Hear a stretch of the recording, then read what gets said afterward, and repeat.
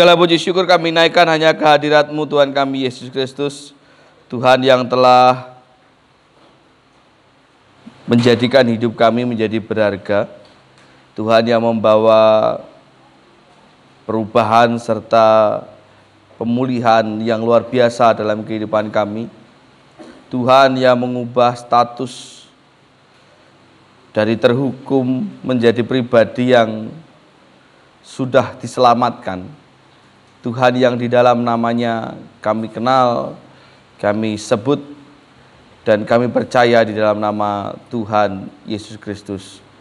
Bersyukur kalau pagi ini kami dapat berkumpul kembali di tempat ini dengan sukacita, dengan hari yang baru, bulan yang baru, dan tentunya juga dengan berkat dan damai sejahtera yang senantiasa baru yang daripada Tuhan. Dan pagi ini Tuhan kami juga mau mengawali di dalam ibadah ini dengan mengucap syukur kepada Tuhan karena perbuatan Tuhan yang ajaib, sehingga kembali kami dapat berkesempatan untuk belajar kebenaran firman Tuhan. Dan kami percaya bahwa tidak ada satupun yang sia-sia.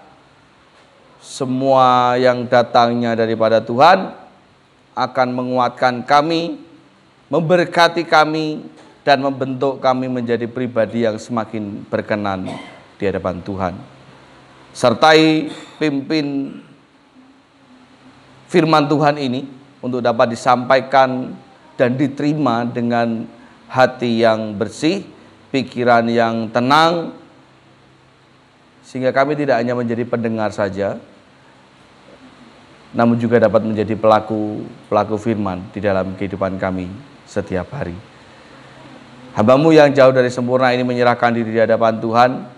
Kuasai Tuhan, baik hati, pikiran, bibir, lidah hamba-Mu, supaya apapun yang tersampaikan semua berasal dari Tuhan dan hanya menjadi kemuliaan bagi nama Tuhan.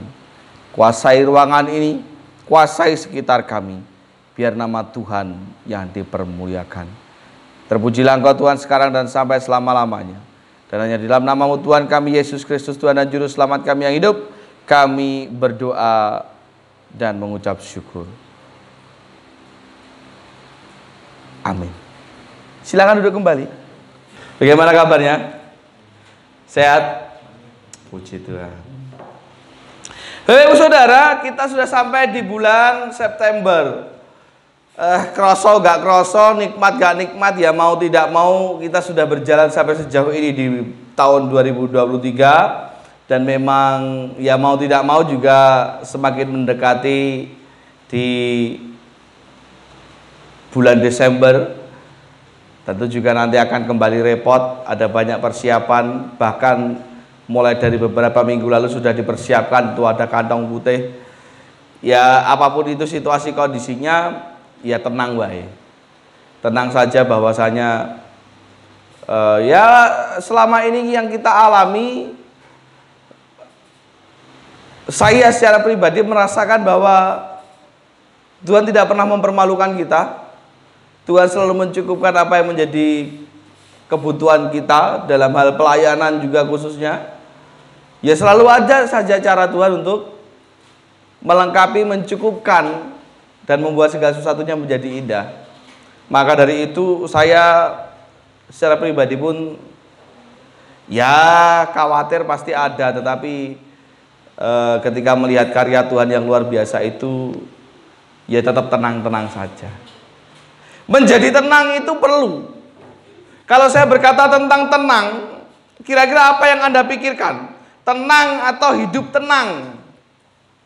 Kira-kira apa yang ada dalam pikiran panjenengan? Ketika saya menyampaikan, ketika saya mengucapkan, ya tenang-tenang baik. Apa? Aman-aman saja? Ya sing tenang wae. Atau saya itu selalu berdoa Pak supaya saya mendapatkan hidup yang tenang. Tenang-tenang saja. Ada banyak orang yang berpikir bahwa ketenangan itu bisa didapatkan jika lingkungannya atau jika orang-orang sekitarnya itu baik-baik saja. Ia hidup di lingkungan yang baik dan di tengah-tengah orang-orang yang baik. Artinya orang-orang yang baik itu orang-orang sing ora neko-neko, orang-orang sing ora nyusahne, orang-orang yang ndak merusuh, orang-orang yang ya minimal gak ngurusi urusane liyane gitu. Ada banyak orang yang berpikir bahwa ketenangan itu bisa didapatkan ketika sekitarnya itu tidak menjadi gangguan di dalam hidupnya. Apakah Anda juga berpikir begitu? Piye? Piye kira-kira? Makanya tidak sedikit orang yang berkata bahwa iso enggak sih? Sedilut wae gawe uripku tenang. Bisa enggak sih? Sebentar saja beri waktu aku untuk tenang. Aku ya pengen tenang. Aku ya pengen happy. Iya enggak? Mbok pisannya rasa ganggu. Apa toh gitu? Ayahmu membuatmu tidak tenang kah? Padahal sesungguhnya Bapak Ibu Saudara, sejauh yang saya pahami, ketenangan itu bukan didapatkan dari orang lain. Tidak lantas ketika kita hidup di tengah-tengah orang-orang yang tenang, orang-orang yang gak ganggu, maka otomatis hidup kita akan tenang. Tidak. Tidak.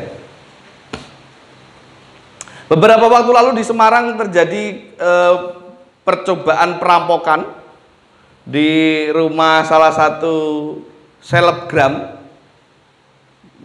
Monggo lah, jangan ngerti selebgram, tahu enggak berarti? Yang mana? Padahal dia tinggal di lingkungan elit, bukan mbak elit loh ya. Di lingkungan perumahan yang elit, orang-orang kaya semua. Tapi ternyata dirampok. Yang notabene ternyata adalah tetangganya sendiri.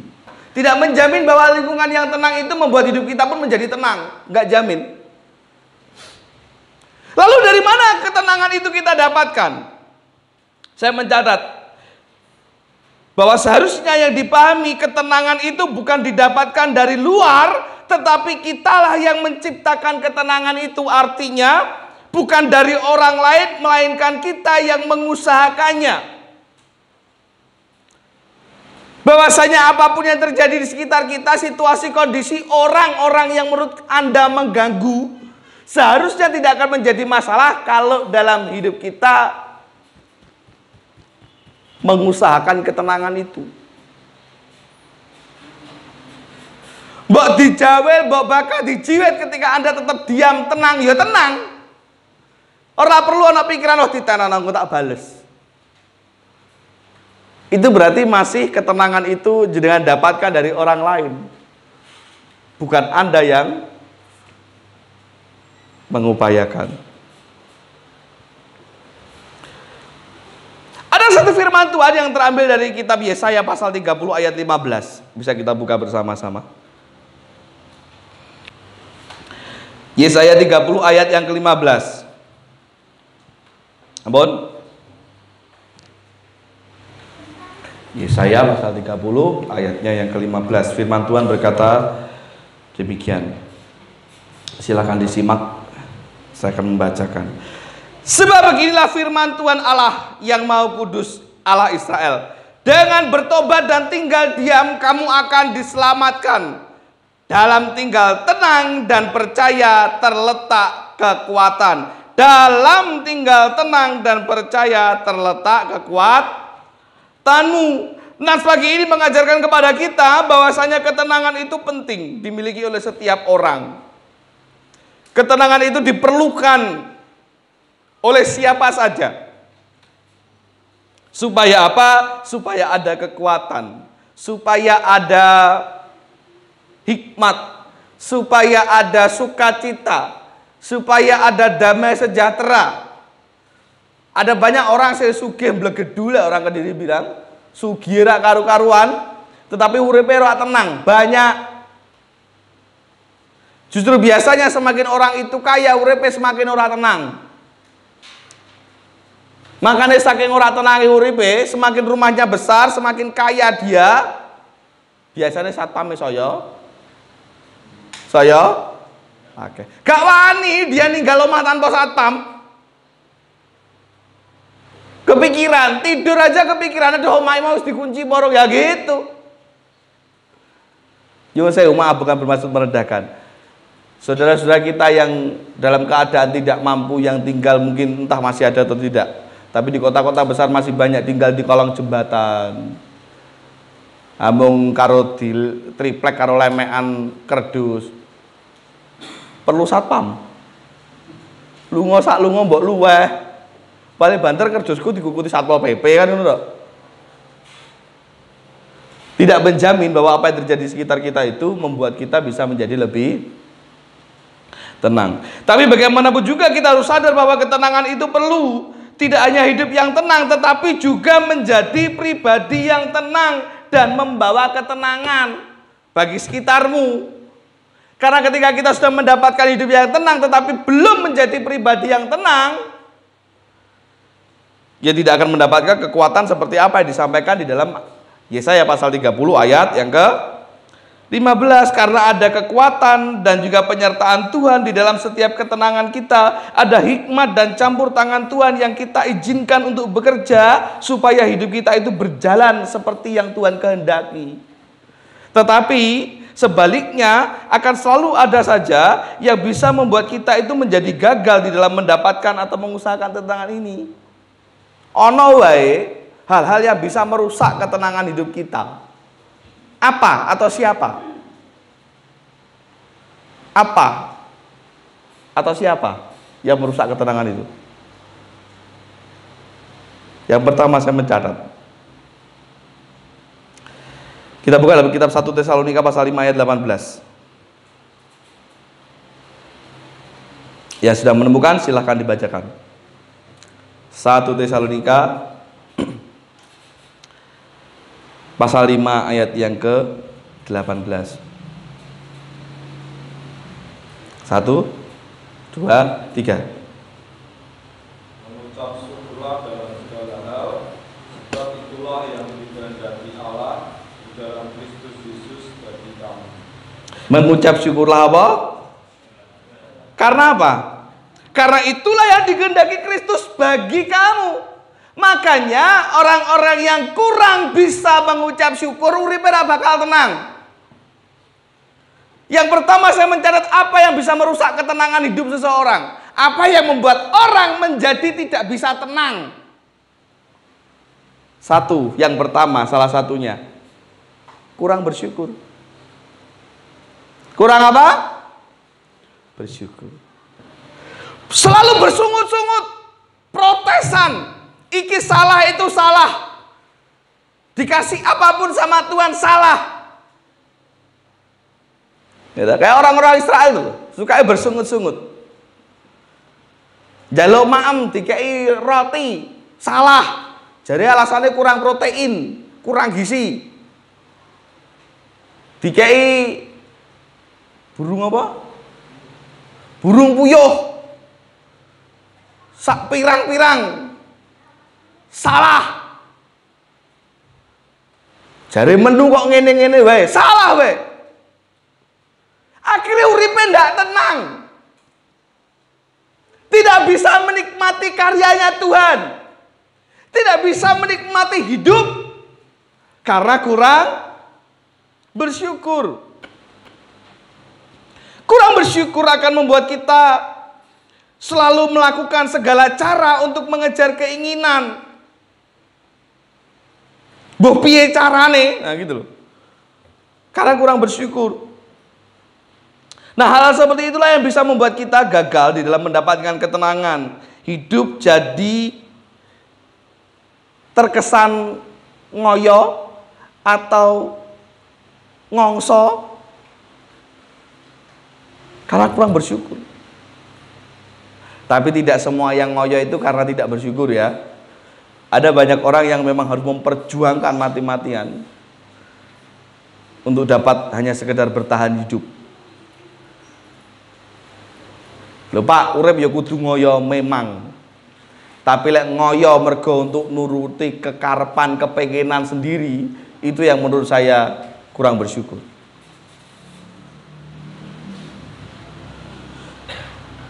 Sebab itu 1 Tesalonika pasal 5 ayat 18 itu harus menjadi pegangan dan pedoman hidup supaya kita tetap dapat mengucap syukur di dalam segala hal apapun yang kita terima. Kadang falsafah Jawa itu ada benarnya. Satu falsafah atau filsafat yang mengatakan narimo pandum. Ya wes, dikasihnya Tuhan itu ya sudah terima saja, itulah rezekimu. Diwenehi bojo lemu ya bersyukur, diwenehi bojo kuru ya bersyukur. Ora usah banding-banding nih, mbok koyok kae, bojone tangga kae kuru. Langsing. Mbok koyok kae, bojone tangga kae ketok lemu, seger, ora usah dibanding-banding nih. Ya. Ada ibu-ibu yang suka dikatakan begitu. Atau bapak-bapak malah sing delok ning ngono. Lek ana sing ngelok ning ngono jawab bae. Ya keng bojone tangga langsing ning rongkaran gelem karo kowe. Lek aku langsing pilihanku ya duduk awakmu. Ngono. Nek dilokne mbok sing lemu ketok seger. Ya lek pengen lemu ki blonjone ditambah ngono to. Ben aku lemu ngono. Wong blonjo ngene urip bedina mau mangan sego kecap kerupuk kon lemu kon ndi ngono to. Jawab gitu aja. Lek bapak-bapak sing dikarep piye? Lek pengen lemu ya masakmu sing enak-enak. Aja mung cerewet tok nek ngene omah gitu. Teko ngatong gitu. Ora ya, jangan, aja dijawab. Ndak dadi perkara. Aja. Pak Yunus ngajari elek ora aja. Disenyumi saja supaya hidupmu dan hidupnya menjadi tenang. Ya mengucap syukur saja apapun yang kita terima. Duwe anak sing manut ya bersyukur, duwe anak sing kurang manut ya bersyukur saja. Karena di luar sana masih ada banyak orang-orang yang berjuang untuk mendapatkan keturunan. Maka jangan pernah sesali bagaimanapun atau apapun yang terjadi pada anakmu. Karena secapek-capeknya kita ngurus anak, sejengkel-jengkelnya kita ngurus anak, itu yang sedang dirindukan oleh mereka yang belum diberi kepercayaan oleh Tuhan. Yes, nikmati saja, syukuri saja, apapun itu bentuknya. Yang kedua, mengapa orang itu tidak bisa menjadi tenang? Saya mencatat yang kedua, karena uripnya terlalu khawatir. Hidupnya terlalu khawatir. Makanya nggak bisa tenang. Kemerungsung, bingung, panik, terlalu khawatir. Kekhawatiran yang berlebih hanya akan membuat kita dipenuhi oleh pikiran-pikiran yang negatif. Tidak ada dan tidak mungkin bisa orang menjadi tenang selama ada pikiran yang selalu negatif. Loh Pak, katanya khawatir itu wajar. Saya selalu katakan dan saya setuju bahwa khawatir itu wajar, normal, manusiawi. Tetapi yang saya katakan bahwa pikiran yang selalu negatif yang menyebabkan kekhawatiran berlebih, itu yang tidak wajar. Dan itu yang membuat kita menjadi tidak tenang. Makanya kalau orang zaman dulu bilang ya lek pengen uripmu tenang ya pikirannya diselehke. Artinya apa? Mengandung makna bahwa apapun yang menjadi ganjalan dalam pikiranmu, yang namanya ganjalan itu positif atau negatif? Pasti negatif, itu diselehne. Ora ketang sedilut mbok tinggal turu sing penting diselehke. Karena kalau itu ndak mbok selehke, kalau itu tidak kamu letakkan akan terus mempengaruhi pikiranmu dan membuatmu menjadi tidak tenang. Gitu? Mangan radoyan rajenak dolan neng omah bingung. Bukan karena wuyung, karena orang tenang, terlalu khawatir. Itu kan jarene mantus kan terlalu karena wuyung, tidak karena terlalu khawatir. Gitu. Mangan radoyan, makan ya doyan ning ora enak rasane. Rajenak dolan, alah hiling-hiling lah golek hiburan, ning bangga kepikiran. Mulailah daripada dolan ora enak golek hiburan malah kok ngene. Baliklah. Neng omah bingung, nang omah ternyata magul limpang-limpung lah mau ngopo aku mulai ya bingungi karepe dhewe. Karena apa? Terlalu khawatir, pikirannya terlalu negatif. Jadi kemana-mana, dimanapun berada, apapun yang dilakukan orang tenang. Itu terlalu khawatir. Makanya Filipi 4 ayat 16. Silakan dibuka. Apal mesti. Yang sudah ketemu silahkan dibaca.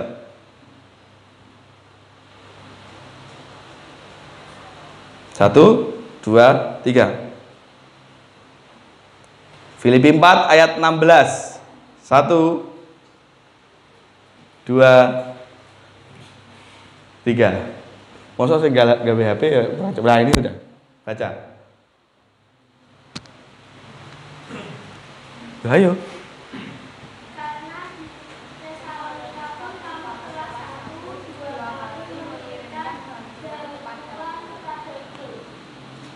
Lah, kok beda saya tak catat.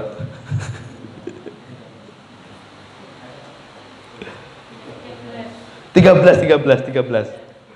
Saya tak tulis Claire. Coba.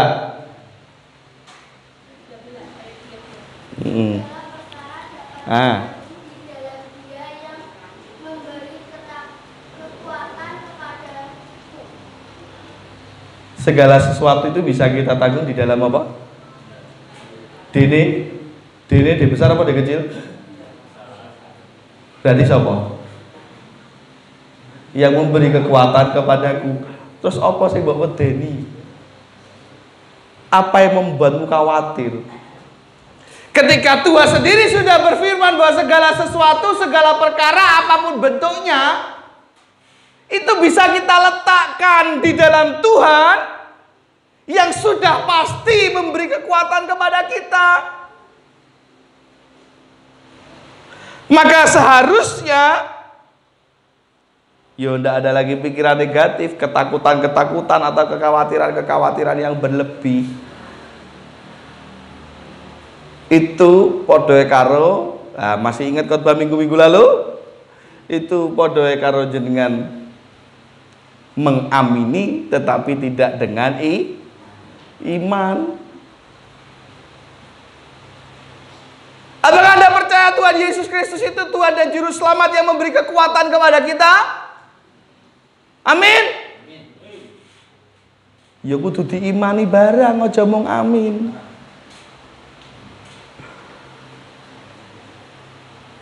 Ngomongnya amin, loh hilang. Ngomongnya amin. Segala perkara dapat kutanggung di dalam Dia memberikan kekuatan kepadaku itu. Amin, amin. Ning jek khawatir. Ning jek wedi, pikirane jek elek, engko gek-gek ngene, engko gek-gek ngono. Ya berarti keyakinan Anda hanya stop kepada amin yang artinya setuju, Pak, itu benar. Ning tidak dapat merasuk di dalam hati yang akhirnya keluar, tertuang, terwujudkan di dalam tindakan nyata. Sekali lagi saya katakan khawatir itu boleh dan wajar, normal. Tetapi janganlah dikuasai oleh kekhawatiran, apalagi kekhawatiran itu sampai berlebih. Itu yang akan membuat kita tidak tenang. Yang ketiga saya mencatat. Ono 10 ini. Apa yang membuat kita menjadi menjadi tidak tenang. Apa yang merusak ketenangan seseorang? Sesungguhnya yang bisa merusak ketenangan seseorang itu adalah ketika dia tidak dapat mengendalikan diri atau tidak dapat menguasai dirinya sendiri. Orang itu menjadi tidak tenang karena dia tidak dapat menguasai atau mengendalikan dirinya sendiri. Sidik-sidik nesu, sidik-sidik panik, gampang tersinggung, maunya menang sendiri, tidak sabaran dan lain-lain. Jaluke saiki kudu saiki sak ndeng sak nyet. Orang-orang yang tidak dapat mengendalikan dirinya justru akan merusak ketenangannya. Jadi bukan karena orang lain, lah gara kaya Pak, enggak, kamu sendiri. Yang hidup kurang sabar, yang hidup mudah panik. Menengose, anteng, tarik nafas, tarik terus,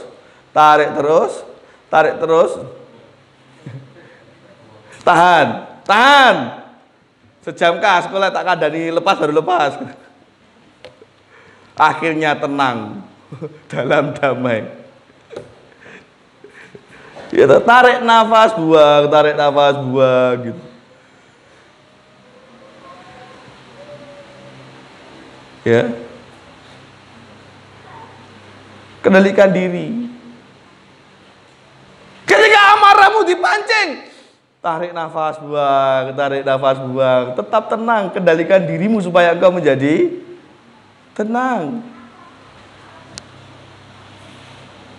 Penguasaan diri ini penting supaya kita bisa tetap tenang di dalam menghadapi segala hal kehidupan kita. Apapun masalahnya, apapun problemnya, apapun tantangannya, kendalikan dirimu.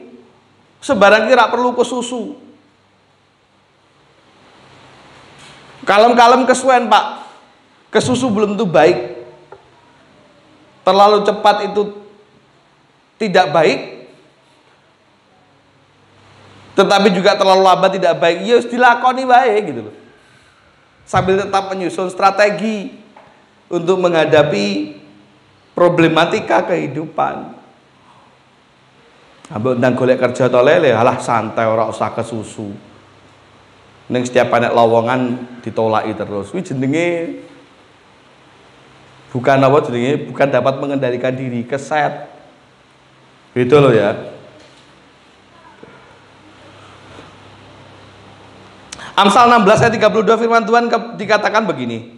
Amsal 16:32. Kemenangan hanya dapat dicapai oleh orang yang tenang. Ketenangan Amsal 16 ayat 32. Orang yang dapat menguasai diri itu melebihi seorang pahlawan yang melebut kota. Amsal 16:32. Orang yang sabar melebihi seorang pahlawan, orang yang menguasai dirinya melebihi orang yang merebut kota. Artinya apa? Pengendalian itu perlu. Jadi kemenangan itu hanya bisa dicapai oleh orang-orang yang tenang. Sementara ketenangan itu bisa didapat dengan penguasaan diri yang baik. Kalau para pahlawan itu tidak dapat menguasai dirinya dengan baik, ya tidak mungkin dia bisa menang. Nggak ada pahlawan yang berjuang. Kalau di Indonesia zaman dulu dikenal dengan istilah apa? Sembunyi-sembunyi itu gerilya. Bahkan harus menunggu berjam-jam di semak-semak pagi, siang, sore, malam. Untuk apa? Mengintai musuh, mencari timing, mencari waktu yang tepat untuk mendapatkan sasaran. Seperti Jenderal Sudirman terkenal dengan gaya gerilyanya, ya kan? Konon katanya pasukan khusus TNI itu ketika mengintai musuh teroris dan sebagainya juga seperti itu. Ketika kemarin sempat kita bahas di PA tentang teroris di Poso, itu Densus 88 itu mengintai berhari-hari, nggak berjam-jam, berhari-hari, mau ngerunduk tok, ora nek ndi. Lek pipis maem piye Pak Yus nek kono. Mencari timing waktu yang tepat sampai kelihatan ada, oh ini target operasi kita, orang yang sesuai dengan ciri-cirinya baru disergap. Orang di sini alah kesuwen, orang mau temu tuangnya tinggal weh, nggak ada. Lek ngono yang terjadi akan kalah pemenang. Kalah. Makanya Amsal katakan, orang yang dapat menguasai dirinya itu melebihi orang yang merebut kota. Betapa hebatnya orang yang dapat menguasai dirinya sendiri. Nah, seringkali ada banyak hal menjadi berantakan karena kita tidak bisa menguasai diri sendiri, termasuk dalam hal ketenangan hidup. Ketika suami atau istri marah dan kita terpancing, dia semakin berantakan. Manakala ketika salah satu marah, kalau ibuku dulu pernah pesan gini, yang si jine dadi api, si jine kudu dadi meneng. Kadang geni disiram banyu malah bulat-bulat kok. Ayo jenengan, kalau misalkan ada kebakaran kompor, amit-amit ya, tapi kalau ada kebakaran kompor, apa kalau sama Pak Damkar itu diajari guyang banyu? Enggak. Tapi karo kain sing ditelesi. Tapi bukan dengan banyu. Makanya si jine dadi geni, si jine dadi gombal sing ditelesi ya dadi banyu. Dadi gombal itu. Ya minimal meneng wae lah gitu. Lebih baik diam. Karena ketika ini disauti ya sudah. Jadi semakin bulat-bulat siji, bulat-bulat kabeh omahe kobongan. Ya, jadi tetap tenang, anteng wae, tenang wae. Ya, kuasai dirimu supaya engkau tetap dapat menjadi tenang. Ada banyak sesungguhnya, tetapi ini yang saya catat adalah hal yang terbesar yang perlu kita pikirkan, bahwa kurang bersyukur, terlalu khawatir sehingga dikuasai pikiran negatif dan tidak dapat menguasai diri akan merusak ketenangan diri kita sendiri. Jadi bukan orang lain. Nah, kesimpulannya semua poin itu merujuk bersumber kepada diri sendiri, bukan sesuatu yang kita dapatkan dari orang lain. Jadi kalau Anda mau berkata bahwa hidup tenang atau pengen hidup tenang, ya mulailah dari dirimu sendiri. Ora usah terlalu bersungut-sungut, gampang protes, tapi syukuri saja apa yang kita terima.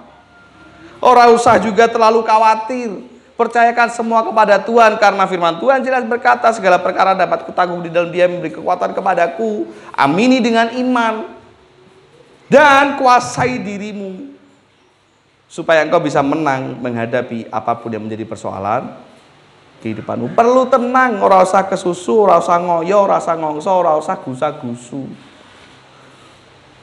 Mengapa ketenangan ini perlu saya sampaikan? Yang mana nanti kedepannya akan saya bahas satu persatu, mungkin juga saya ambilkan dari poin ini supaya hidup kita semakin tenang. Karena kalau kita berbicara ketenangan, ya tidak lepas dari Allah yang Immanuel. Kalau Anda percaya bahwa Allah itu Allah yang Immanuel, Allah yang menyertai kita, ya harusnya tenang toh.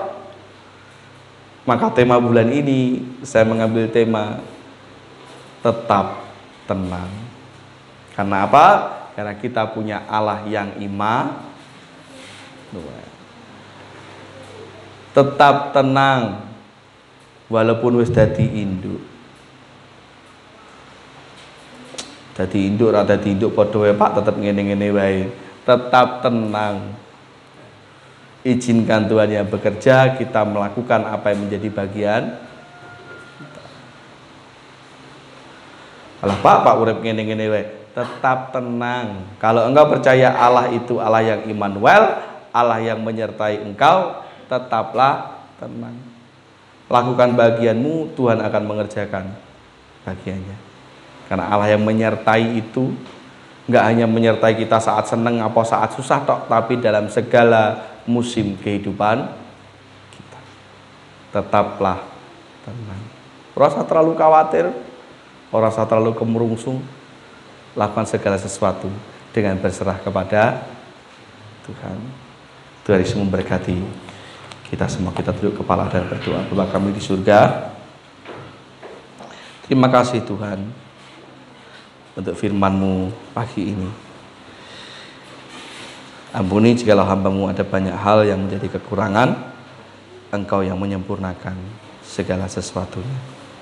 Dan bila firman Tuhan ini dapat menguatkan serta memberkati sekaligus mengingatkan setiap kami untuk dapat tenang di dalam menghadapi segala sesuatu. Untuk kami semakin hari hidup semakin mengandalkan Tuhan di dalam segala hal dan segala perkara kehidupan kami. Terima kasih Tuhan. Roh Kudus-Mu, Ia akan menaruh firman ini ke dalam hati, jiwa dan pikiran jemaat-Mu sekalian dan akan mengerjakannya dalam kehidupan mereka. Dan terpujilah nama-Mu, dalam nama-Mu Tuhan Yesus Kristus kami berdoa dan mengucap syukur.